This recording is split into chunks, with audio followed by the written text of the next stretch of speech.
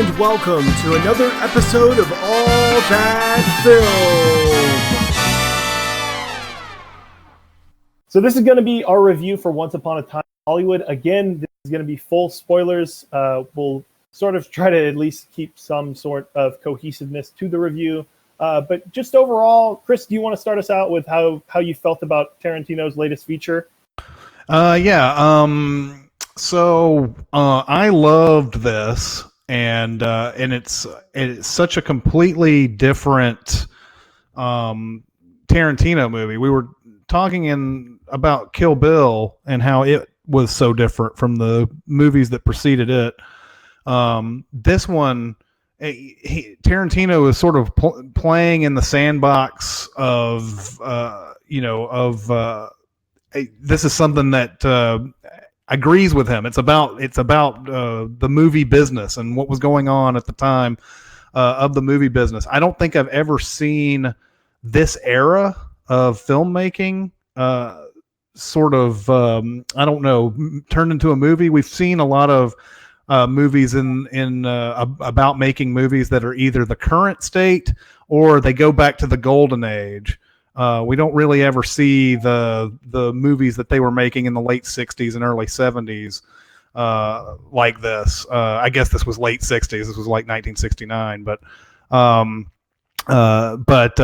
it comes off completely different from a lot of the things he's done. It's like a little bit more straightforward of a Tarantino movie. There's not very many like long scenes of people like pontificating about things.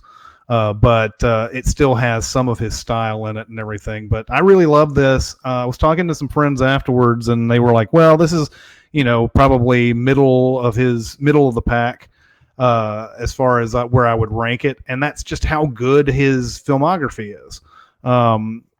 It's a movie that you can super love, but then you have to compare it to stuff like Pulp Fiction, Jackie Brown, Inglourious Bastards, and all these others, and it's not as good as those.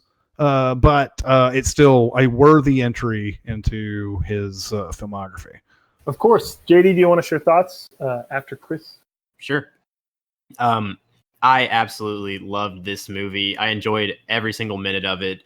The long run time, again, is one of those off-putting things. It's like, dang, I got to sit through a whole theater for this and not go to the bathroom. But,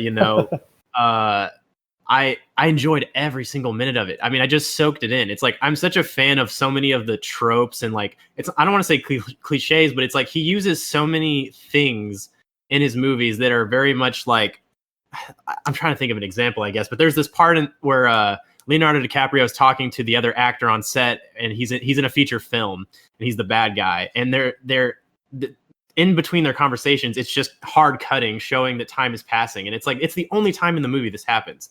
And then Kurt Russell just chimes in like halfway through the movie, starts narrating. And it's like, how does Tarantino pull that off just out of nowhere? But, he does all these things. I feel like this movie almost feels like a love letter to filmmaking and to Hollywood.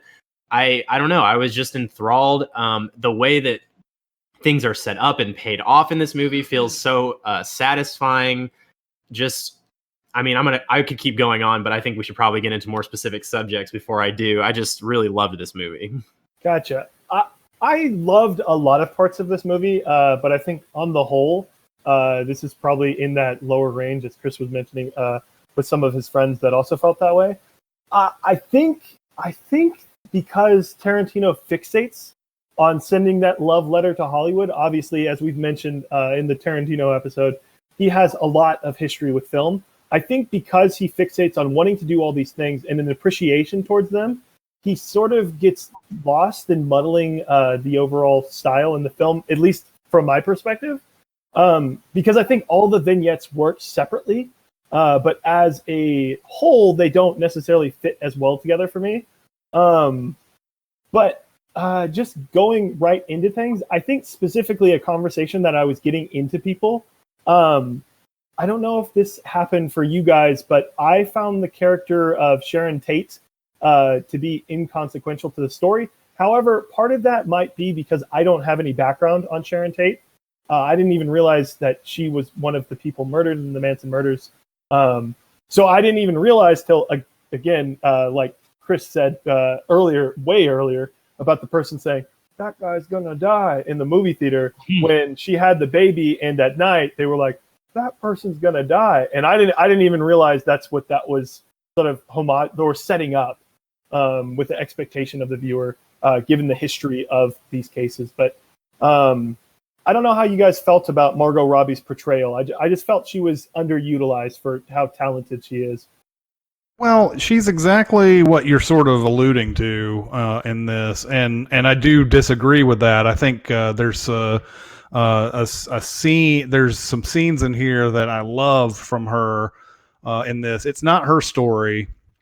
She is there though to play on your expectations if you do know the story of the Manson murders and everything, because.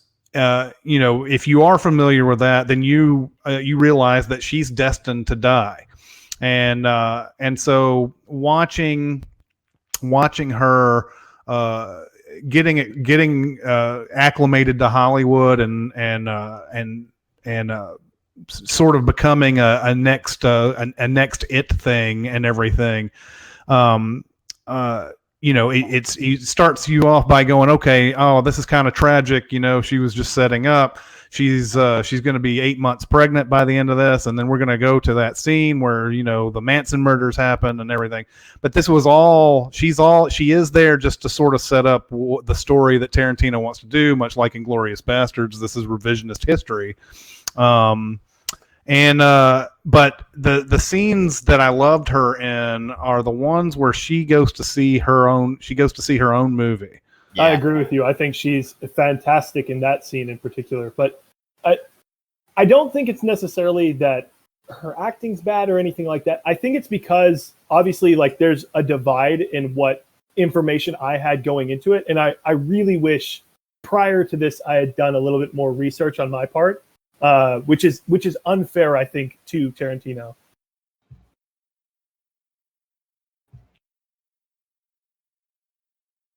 Well, I did not honestly know that Sharon Tate was one of the ones who was murdered as well, but I didn't know that just in general this is going to be about the Manson murders. And I feel like maybe just the shots, the way where they were setting it up, where it was sort of following her, almost like spying. They even have this one shot where there's a car and it looks like it's following her because it changes into her lane and then she changes lanes and it changes back into her lane and it just drives off. There's nothing. And it's almost like they lead your expectations to be like, she's going to die, even though I didn't really know that.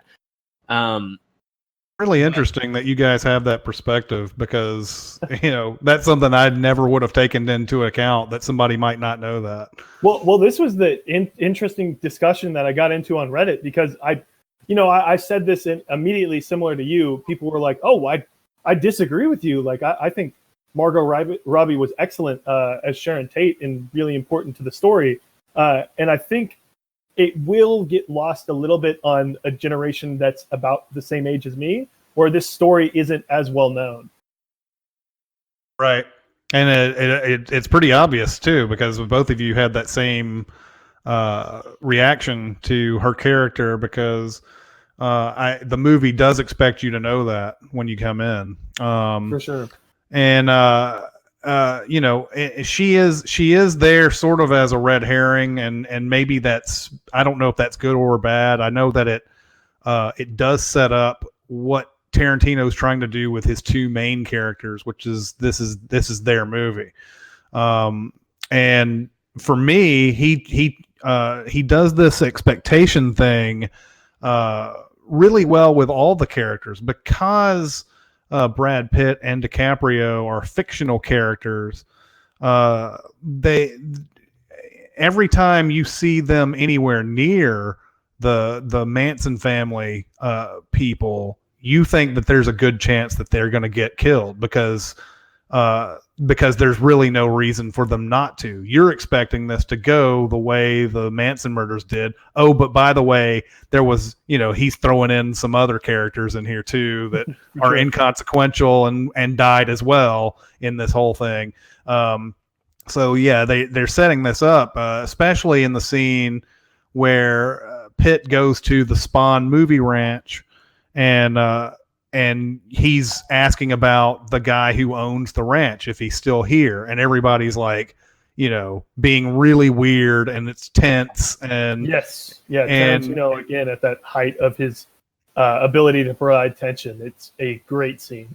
Yeah, absolutely, and so he does this thing. And I don't know what Tarantino tells his actors, but this, Dakota Fanning is in just this one scene and just is amazing. I mean, I like Dakota Fanning. She's always been precocious as an actress, but like in this one scene, she does more for me as an actor than she has ever done before.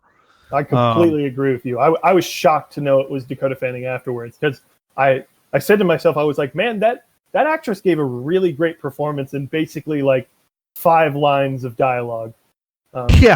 Really helps that scene. And I think it leads up perfectly to Bruce Dern showing up in this film in a really funny role. Yeah. Which again, like, subverts any expectation that I had, going on, because he's laying there and you're expecting, oh no, we're going to see a dead old man. I was like, no, I don't want to do this. And then, he's just sitting there laying down, taking a snap before watching the movies. Bonanza. But so yeah, the whole thing. Yeah, I understand it. Sharon Tate is essentially, I was about to say essentially inessential. She is inessential in this because, in a way, but I think it's more because she's a prop for what Tarantino's trying to do with your expectations, and you're expecting to see that, the horrible and you're expecting to see that horrible ending and everything, and that's how he sets everything up, and you're like, all right, but then he goes into Tarantino mode and says, nope, this is a different story I'm telling. Before we get into that Tarantino mode, that is a fantastic conclusion. Do you guys just want to go over like key scenes that we loved beforehand? I actually found, I guess I'll go first.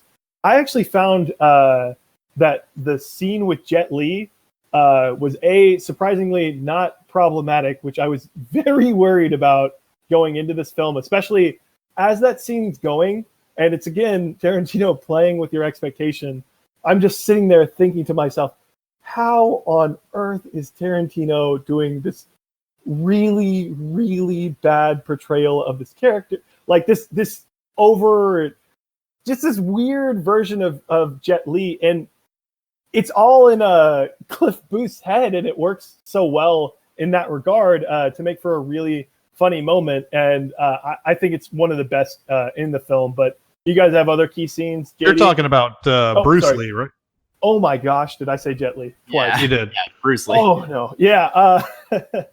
Yeah, the actor that played Bruce Lee was great in sort of how complex that scene is once you start thinking about it. Well, yeah.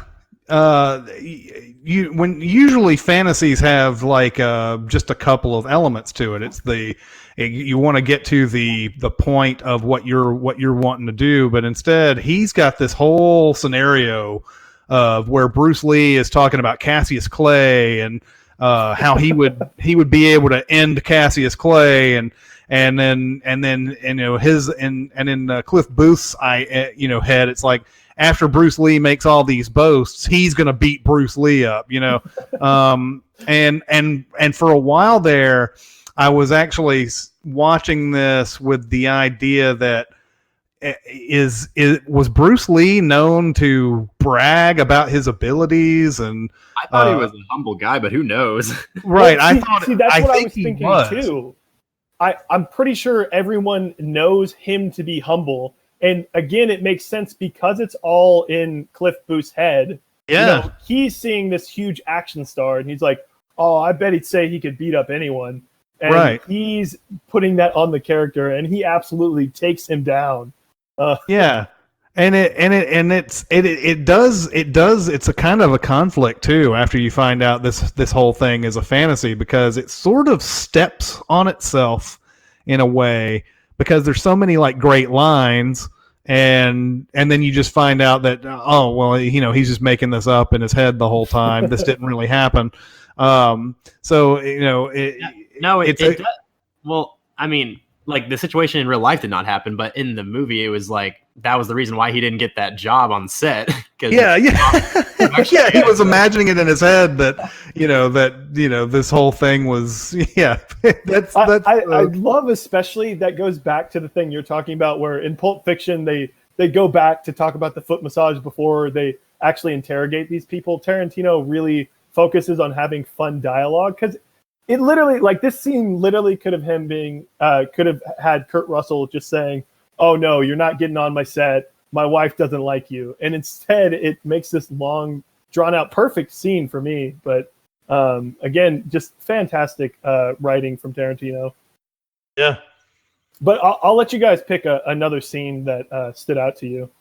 Well, the centerpiece of this movie for me is when Rick Dalton, played by DiCaprio, is playing this villain alongside Timothy Olyphant. And he's going through his scene, and they're in a saloon, and it wraps you up in the actual show within the movie. It wraps you up because it's like, oh yeah, okay, this is what we're following now. We're watching him do his acting, and not even thinking one bit that he could screw up his line or anything like that. But he goes deep into the scene, and you're like, oh man, okay, kind of wrapped up in this. He's doing really well, and then suddenly he screws up a line. And he's like, oh, oh my God, blah, blah, blah. Let me start that over and everything. You hear directors yelling in the background and everything, and they have to reset up the shot. And, Timothy Olyphant's character has to, like, remember where he was in the scene and start it all over and everything. And then leading on to DiCaprio after he does this scene, to go into his trailer and just like start slamming stuff all over the place and swearing off drinking for the rest of his life and all this. Immediately picking up his flask. Yes. That scene is fantastic because, again, you're not thinking that the scene is going to go this way at all. You're just thinking, okay, this is the thing that we see with movies about actors, right? We see them do the scene, and then like the main drama around it is, oh well, this isn't going to be a big thing, or you're not going to become a big star over this, or something like that. It's something outside of the scene, but it really is him struggling in the scene. He's not struggling that bad, but like it's just him and what he's going through as an actor, and he really cares about what he's doing. For sure. Yeah, and what I think works so well about that scene is Tarantino makes that first part so engaging, where there's going to be no problems with the acting, but it's still like, oh, I have no clue what this movie is, but whatever fake movie Tarantino's making on the set, I'm interested, like, to see this Tarantino Western with Leo as this villain. And I was going to point to the scene that's right before that of Rick Dalton with the little child actor. That seems amazing. It's really great. The only thing I was going to ask to you guys, do you know if that book holds any importance? That she's reading? I don't really know. Oh, no, that he's reading. The Bronco Buster or something like that. Breezy something. Yeah. Yeah, actually, I have no idea. Okay, because I just sat there being like, Tarantino placed that there. Does that have some significance? But I haven't found anything on it yet. It might be fictional. It might just be fake. but that is a great scene between the two of them, and especially when Rick accidentally lets out that, oh, you'll know what it's like in 13 years. Yeah. But it's it was an interesting dynamic because this little girl is 8 years old. She's obviously already getting into the method, and seems to have a wisdom beyond her years. But he really takes like her opinion above everybody's. Like he really, For sure. you know, for all he knows, she doesn't know what she's talking about. Like she doesn't even really know what she's talking about. But because she's so positive and because she seems to know so much, he really enjoys getting the compliment that he gets from her later on and everything. And that's such a great scene. It's in the trailer, but I really dug that for sure. Yeah, especially when the girl's getting up from off the floor. She's like, "Thank you, Mr. Tall." Like, she's so happy because the scene worked out so terrifically, and everybody's being like, "Oh, that throw of the little girl, that was excellent!" Like, perfectly improvised. I don't know if you can do that nowadays. Yeah. She says something to the effect that she just threw herself off in rehearsals anyway, so she was already used to it. Well, I think one other thing that is so terrific about these scenes where you're watching these dynamics on Hollywood sets, you're seeing crew members and actors, and it's like you see some of the relationships that I guess it's almost like being on set like equalizes everybody. You know, Rick is just going to everybody, and there's an importance for all of them, I guess. And it seems like Tarantino is kind of, I don't know, he just like really writes these set scenes really well to me. For sure, yeah. I think that's where the movie is tends to thrive for me. Especially, I know you had mentioned, Chris, who's the other actor alongside Rick Dalton who plays in that Western scene? Timothy Oliphant. Timothy Oliphant, yeah. When they're having that conversation beforehand, and I forget. Oh, is it Timothy Oliphant that's asking him about The Great Escape? Yes, and he has that fantasy sequence where he's in The Great Escape. Yeah. That was terrific. Oh yeah. And it looked amazing. I was wondering, are we to the point where we can basically cut and paste people into films? Because that's what it seemed like. Yeah. There's no doubt about it that we can do that at this point. The only thing that there's a little bit of, it might be just because DiCaprio is in a movie that we know is from another era, and maybe that's what's throwing me off. But there still seems to be a bit of newness, no matter what they do to age it. It still doesn't look quite right, and it's either because the actors aren't technically looking at each other, their eye lines are completely different. Sure. But yeah, I think at some point that probably could be perfected to the point where somebody just, you could just put somebody else's performance in a movie. Yeah, it was definitely interesting. I haven't seen The Great Escape yet. I've seen bits of it. Oh, dude, I'll recommend that to you right now. That movie is absolutely fantastic. Definitely watch The Great Escape. That movie is as excellent as it gets. The reason I've actually waited on it, it gets a lot of re-releases in our theaters near us. Right. And I'm waiting, like the last time they played it the year before, I wasn't available in that weekend, but I think hopefully I'll finally check it out. But there's a way that they do that where I think they change the grade of the original film to match DiCaprio a little bit better. Because I think this is the best use I've seen of it. Obviously, you're right. Like, there's still something in your mind where, like, oh, well, DiCaprio can't be in this film because he's DiCaprio. But besides that, if they used a no-name actor, I think you couldn't even be able to tell necessarily. Obviously, there is some things that are different from back then. But I was wondering, Chris, if you caught this, because I heard a couple people on Reddit mentioning this.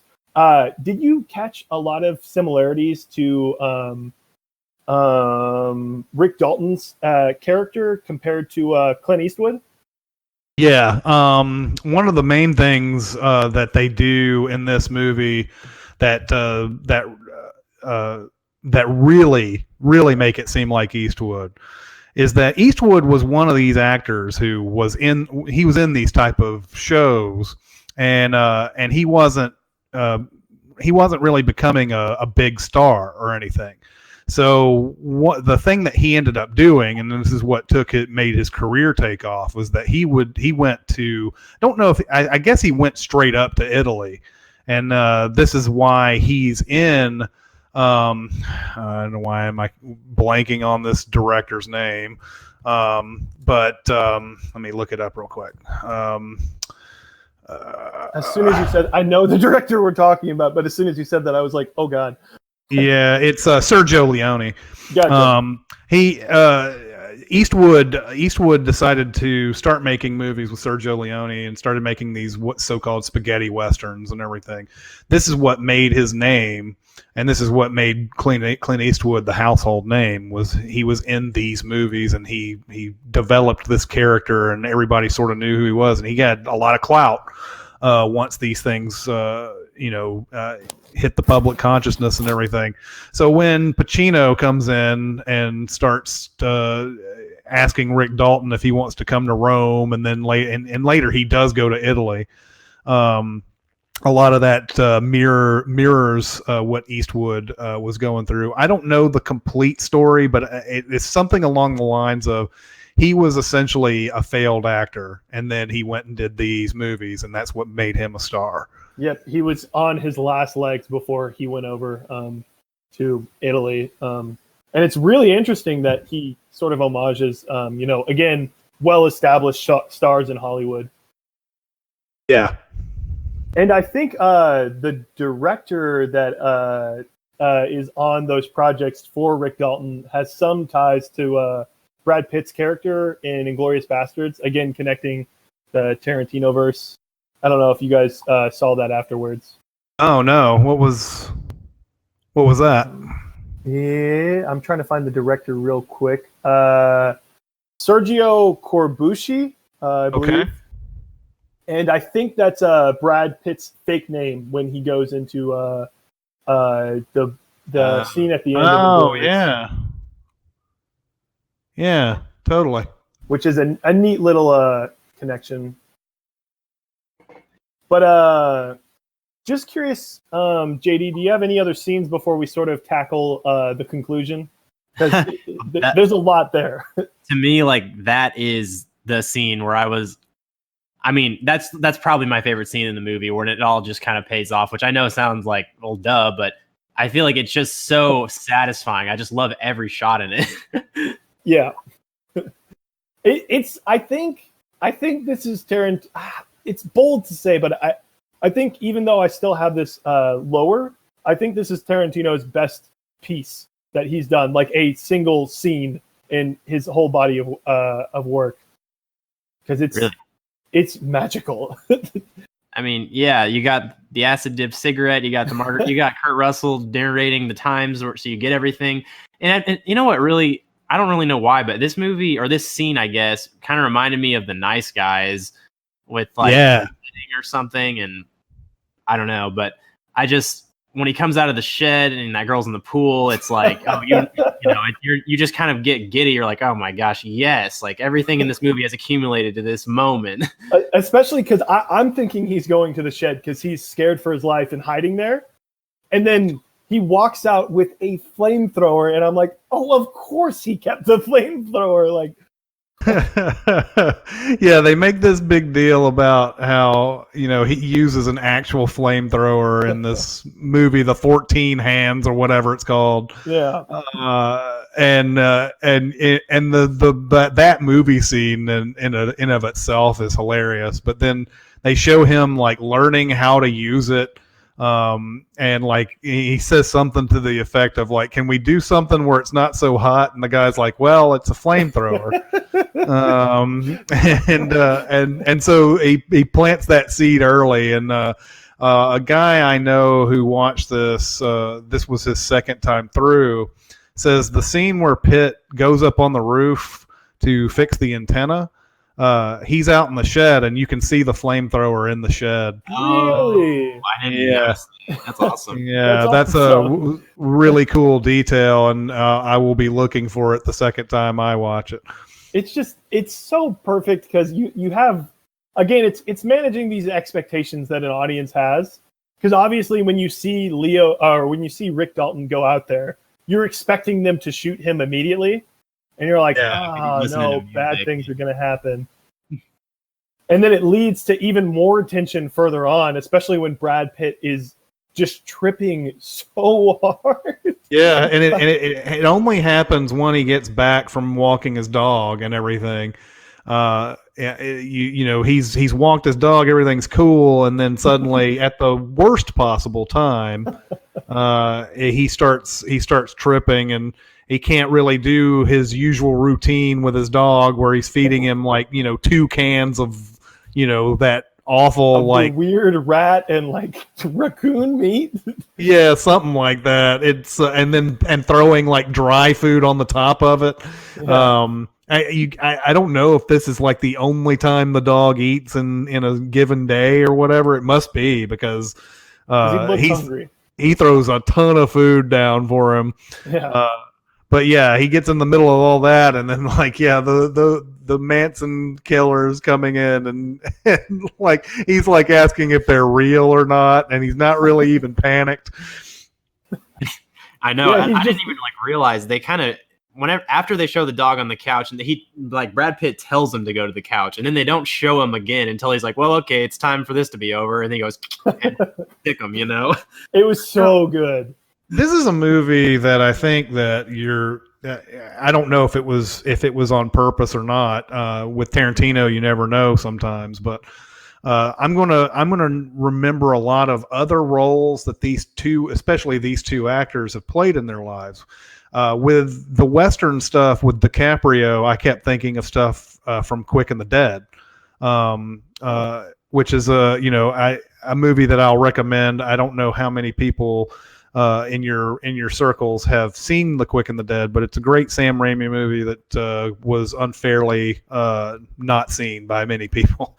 But I was thinking of stuff like that. But Brad Pitt during this scene where he's tripping reminds me of True Romance, a movie that Tarantino wrote that Tony Scott directed. And in True Romance, he's playing the stoner that's just on a couch, just lying on a couch all day. So he gets to do his like on drug scene with Tarantino yet again in this. And there were a few others that reminded me of other movies that these guys had done before. But and it just could be the scope of the movie and the fact that they're both actors that those things were popping in my head while I was watching this. For sure. Yeah. I think I was really excited, especially with that last scene with surprisingly Austin Butler. I don't know if you guys recognize that actor prior, but I think he's the one that's going to be playing the Elvis biopic. Oh, really? Yeah, that's right. Yep. That's right. And I thought he was pretty great as Tex, especially when he's having to deal with Cliff Booth and, he's saying, like you guys mentioned, oh, are you real? And he goes, I'm the devil. Like, I'm here to do the devil. Right. I just thought that was a performance to note. I thought a lot of that ensemble of hippies worked really well.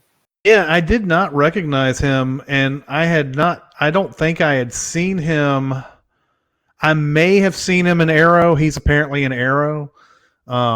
He's in that movie, The Dead Don't Die, which I haven't seen.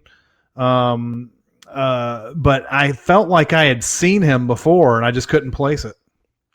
He was in he was in a popular show when I was a little younger, Zoe 101. Oh yeah.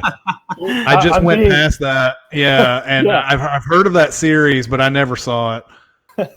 Yeah, he's like the protagonist they bring in to be the actual love interest to break away the friend zone character for a little bit. Which he's solid for one of those shows, but mostly he sort of went away for a little bit and was just dating Vanessa Hudgens. I don't know if you knew that, but I did not. That's why I was very confused when I heard this news of he's going to be starring in the Untitled Elvis movie, and it's similar to I think this movie is comparable in a lot of ways to Hail Caesar. Especially from that we get I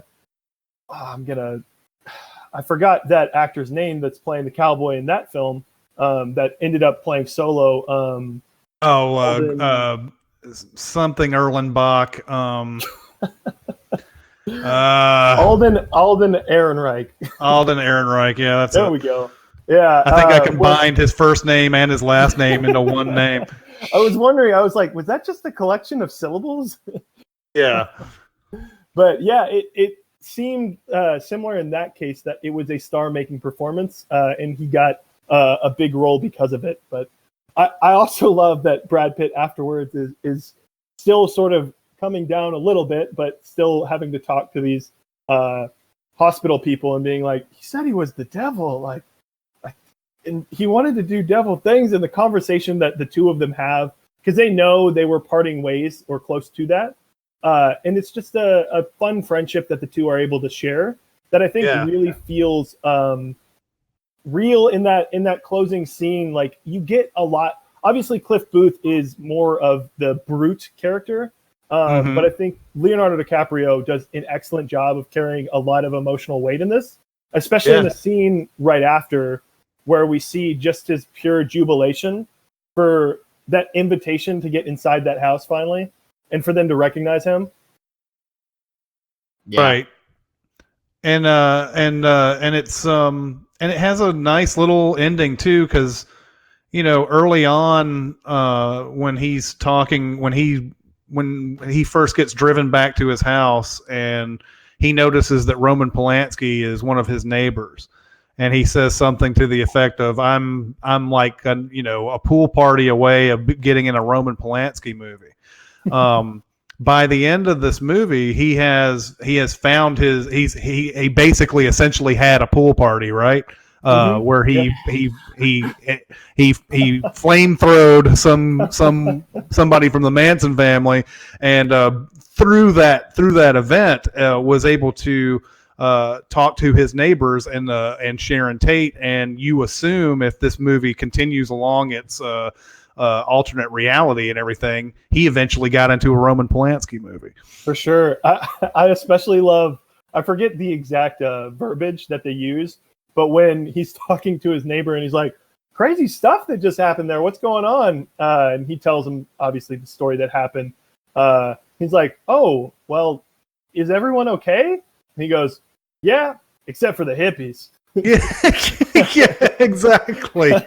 And it's something that the thing that's fascinating about the revisionist history thing and the alternate reality is that it really does make you think about how close certain incidents might have been to being something something entirely different.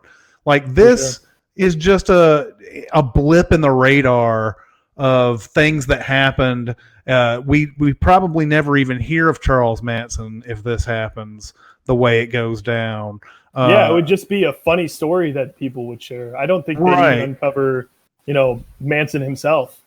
Right, and just the idea that none of that happened. It's a complete altered course of history. Sharon Tate herself becomes she's in roles that other actors don't get, and so many things change because of that and everything, and it's fascinating to think about.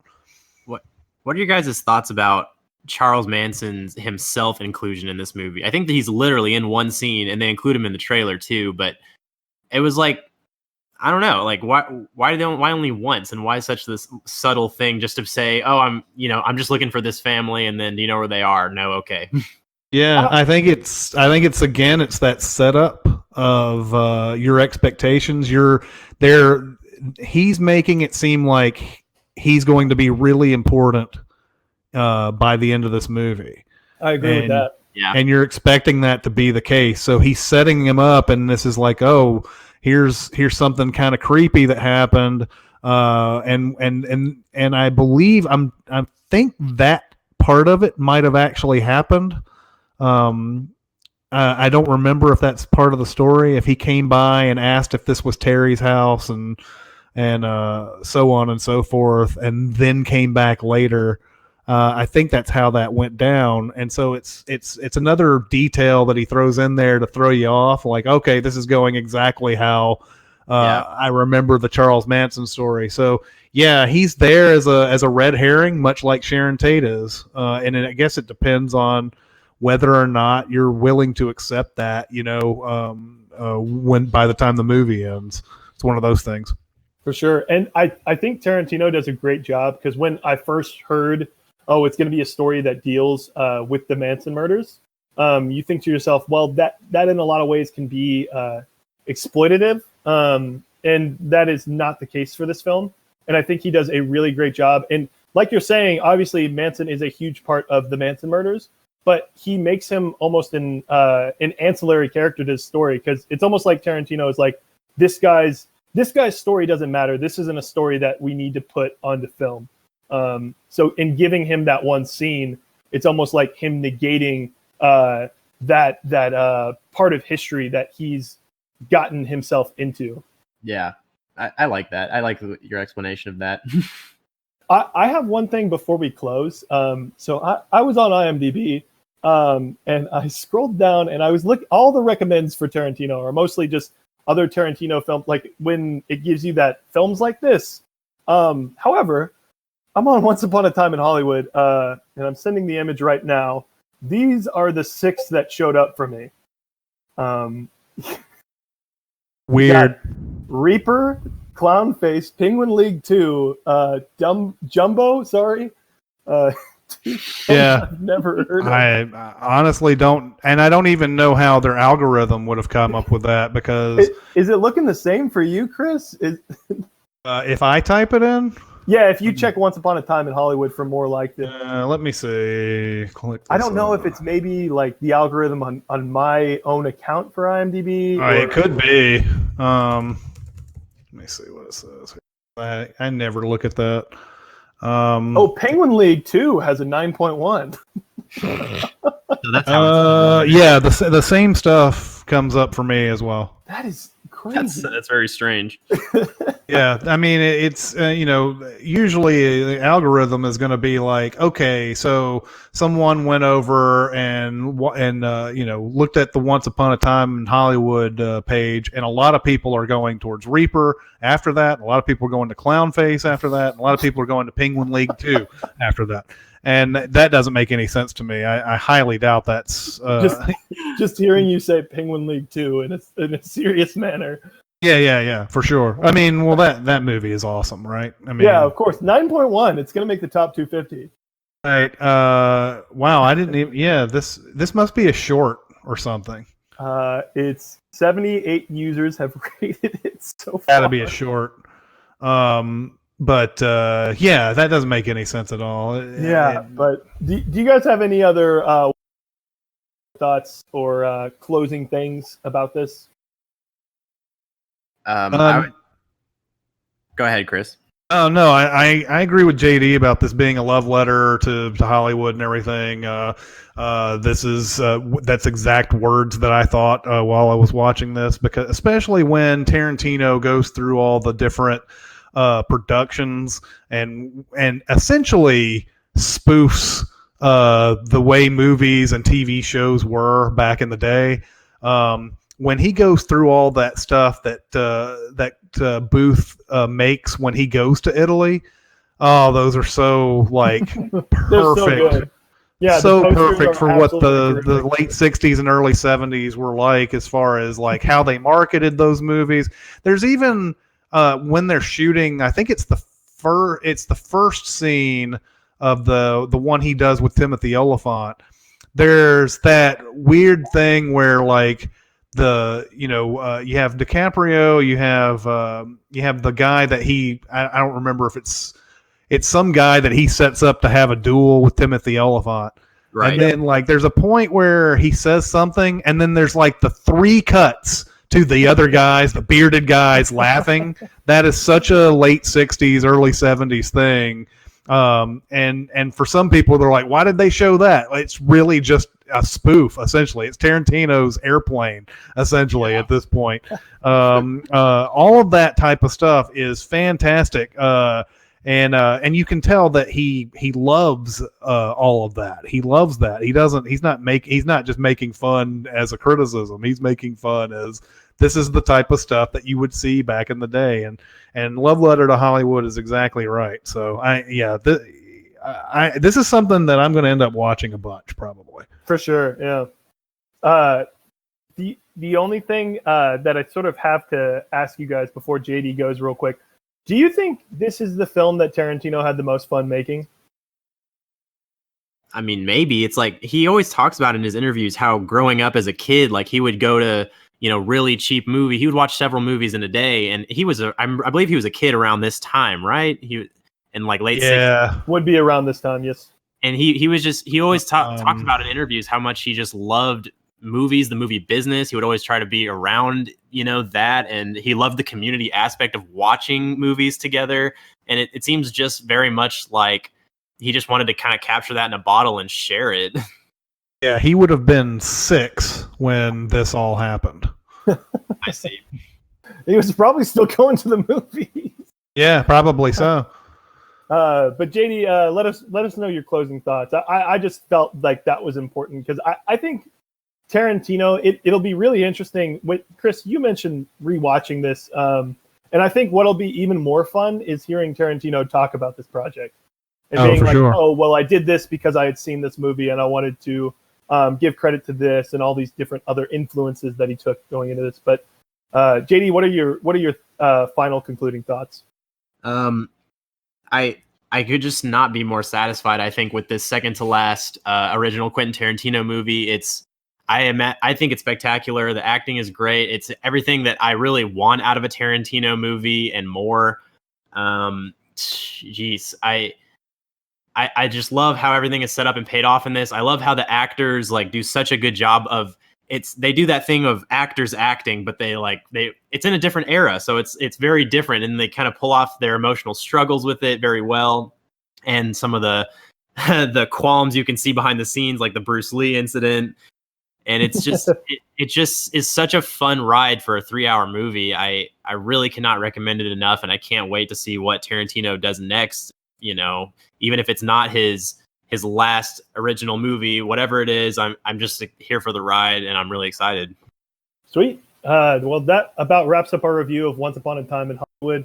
Obviously anyone has checked this out, but I think Tarantino, more importantly, he's still making films that are original that a ton of people can still check out. I mean, there were a lot of people that I talked to after this, and they were like, "Oh, well, don't share anything," and that's not often what I get. When I see a movie like Detective Pikachu, when I say something about Detective Pikachu, people aren't going to be like, "Oh, well, I don't want anything said about Detective Pikachu." But I think Tarantino pushes people to go to cinema and seek out these original films. So he's just had this amazing record, and I definitely think if for whatever reason you're listening to this and haven't seen Once Upon a Time in Hollywood, definitely check it out. It's very much worthy of everybody's time. But that's been our review. Thank you again, JD and Chris. This has been a long recording because we did the 2 in a row, but you guys have been great. Thank you so much for having me. Absolutely. Thank you.